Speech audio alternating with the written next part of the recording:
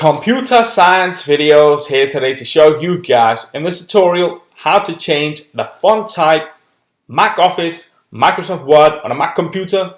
Without further ado, let us start the video. So in this tutorial, you need to have access to a Mac computer, Mac Office, Microsoft Word. So we can now go all the way down to the dock, go to Microsoft Word, open up a blank document. Let's just type something.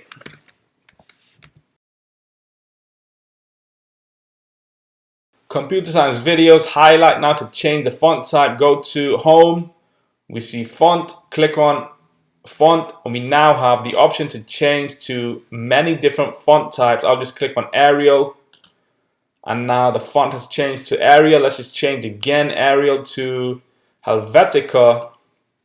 The font type has changed once more.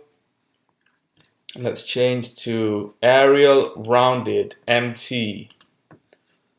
So that's how you change the font type.